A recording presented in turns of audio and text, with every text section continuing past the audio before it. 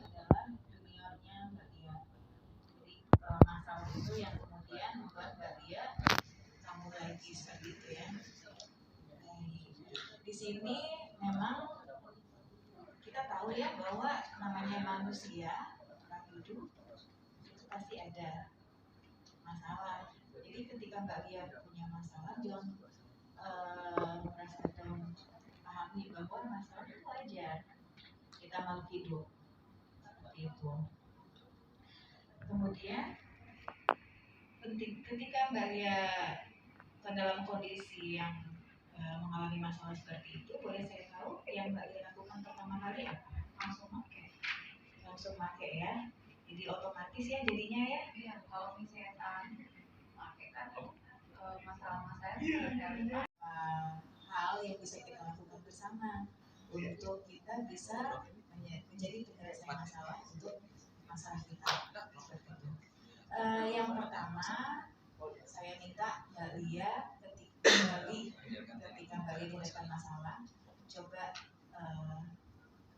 gambarkan, imajinasikan kondisi itu dan Mbak Lia tanya ke diri Mbak Lia seperti itu. Apakah saya nggak boleh punya masalah? Coba pejamkan mata dong. Iya sambil.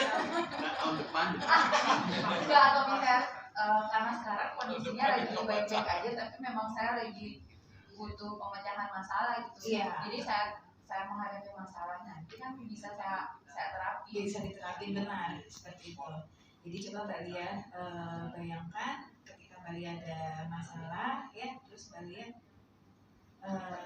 nggak apa-apa saya kalau punya masalah itu untuk saya hadapi, masalah itu untuk membuat saya lebih kuat, masalah itu untuk membuat saya lebih belajar terhadap hal baru, terhadap kesulitan seperti itu ya. Kemudian ketika biasanya Mbak Lia kan tadi katakan ya, ketika Mbak Lia ada masalah langsung respon otomatisnya itu adalah pakai. Tapi boleh enggak ya ketika Mbak Lia ada dalam kondisi yang tertekan seperti itu, sebelum Mbak Lia pakai, saya minta waktu minimal 10 menit saja untuk Mbak Lia ambil waktu tenangnya. Mbak Lia boleh lakukan apapun yang bisa membuat Mbak Lia tenang. Jadi saya tidak harus spesifik lakukan ini, lakukan itu, tapi mungkin beberapa opsi yang bisa dilakukan. Kalau Mbak Lia merasa saya biasanya tenang itu kalau saya makan atau saya pernah dengar mungkin psikotouch belum pernah ya. Jadi beberapa orang tuh merasa nyaman, merasa tenang ketika mereka menerima rangsangan berupa sentuhan. Jadi bisa, ini korban drama ya. Jadi Mbak Dia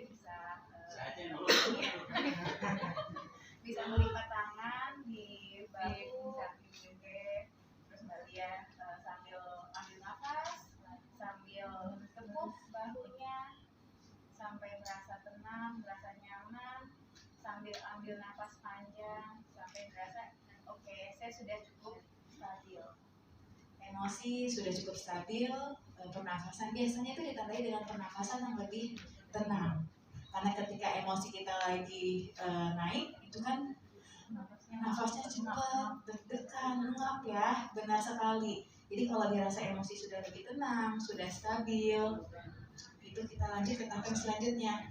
Kalau Mbak Lia biasanya bisa emosinya itu bisa lebih lepas kalau dikeluarkan melalui motorik misalnya ya. Mbak Lia bisa ambil kertas ya, ambil kertas yang sudah tidak terpakai, dilembut kertasnya atau dicocok juga bisa seperti itu. Jadi pokoknya Mbak Lia kenali saya ini orangnya seperti apa yang bisa membuat saya merasa tenang seperti itu. Nah kalau dirasa sudah lebih tenang, sudah lebih stabil, emosi sudah keluar, kita langsung ke tahap selanjutnya yaitu Mbak Lia penting untuk melakukan identifikasi masalah. Jadi itu maksudnya adalah Mbak Lia kenali apa ya yang terjadi, apa ya yang membuat masalah ini muncul. Dan kalau nanti hasilnya ternyata banyak ya, oh ternyata banyak banget pemicunya. Dan Mbak Lia breakdown satu persatu. Sebaiknya masalah itu diselesaikan satu persatu, diurai, benar sekali Mbak Lia. Ketika kita langsung mengumpulkan semua masalah jadi satu, kemudian langsung mau kita selesaikan secara bersamaan,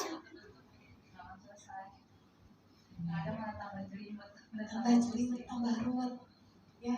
Jadi kita selesaikan satu persatu, kita tarik benangnya satu persatu, kita urai satu persatu.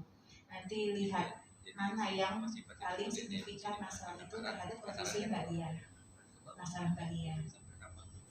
Kemudian sebaiknya itu Mbak Lia catat. Jadi beberapa orang memang kita berpikir gampang aja ya, kita berpikir oh saya masalahnya ini, saya masalah ini.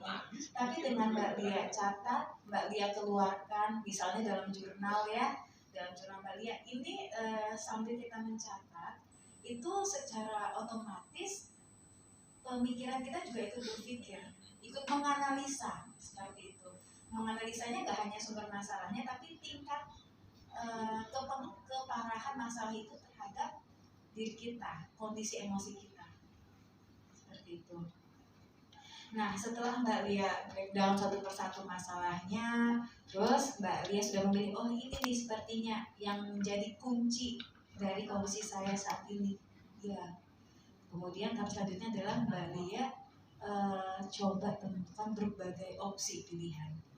Yang bukan hanya satu, tapi sebanyak mungkin Mbak Lia boleh brainstorming sendiri, boleh Mbak Lia sharing dengan teman, dengan keluarga.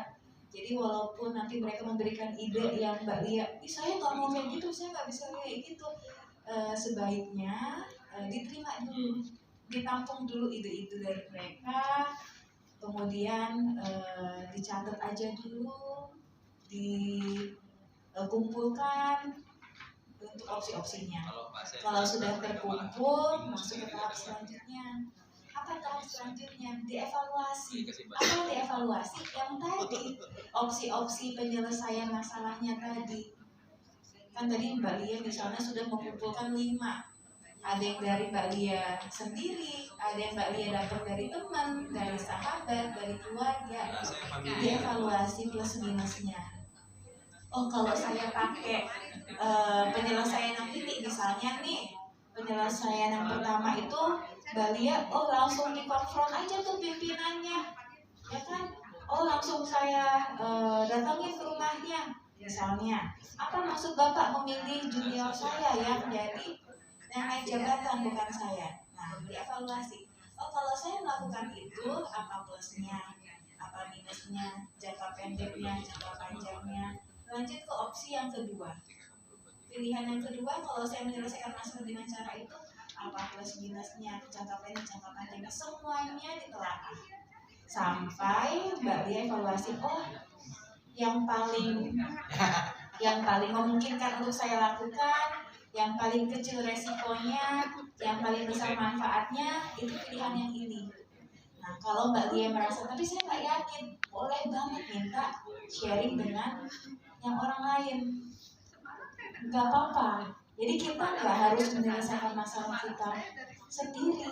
Kalau kita merasa, oh saya harus menyelesaikan masalah ini sendiri, yang beban siapa? Diri sendiri, ya kan? Ya. Nah, kalau sudah dievaluasi setiap opsinya, sudah Mbak Lia sudah pilih, oh saya mau pakai penyelesaian masalahnya yang ini. Baru kita buat rencana aksinya. Rencana aksi itu adalah hal-hal tindakan-tindakan yang bisa dilakukan secara real, seperti itu. Tindakan realnya seperti apa? Misalnya Mbak Lia memilih untuk penyelesaian masalahnya adalah komunikasi dengan pimpinan ya, tapi secara formal melalui forum, bukan yang datangin ke rumah misalnya.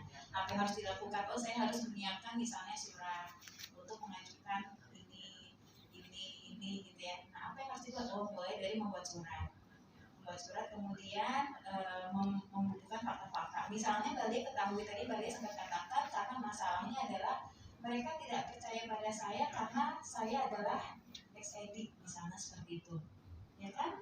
Mbak Lia bisa buat fakta-fakta bahwa Mbak Lia sudah rehat di situ, fakta-fakta bahwa Mbak Lia sudah pulih, sudah tidak menggunakan zat semenjak pulih, kemudian Mbak Lia sudah melakukan aktivitas-aktivitas yang baru, Mbak Lia ikut dalam kegiatan yang aktif, tidak lagi ya fakta-fakta yang bisa Mbak Lia paparkan di situ untuk menyatakan bahwa saya sudah mencoba untuk mempertahankan pemulihan saya. Itu dibuat hal-hal yang perlu dilakukannya secara detail. Penting adalah detail. Segala sesuatu akan lebih baik kalau terencana dengan spesifik, dengan baik. Seperti itu. Kemudian kalau sudah diterapkan, dilakukan cara itu, hasilnya apa? Nah, itu yang penting untuk dievaluasi. Untuk apa? Untuk di kemudian hari. Jadi kalau ada masalah yang sama, benar banget. Jadi kita bisa evaluasi, oh ini kayak gini dampaknya, dan itu terus. Jadi proses penyelesaian masalah itu bukan kita hanya di satu masalah ini saja. Kita bisa terapkan di masalah yang lain. Dan kita terus belajar, terus mengasah keterampilan menyelesaikan masalah kita.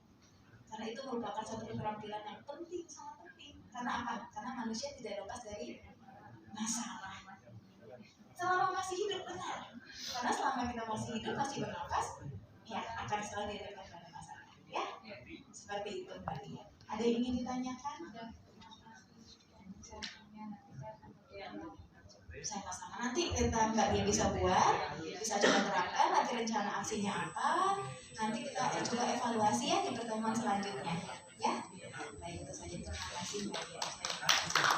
Oke, terima kasih. Gimana teman-teman melihatnya?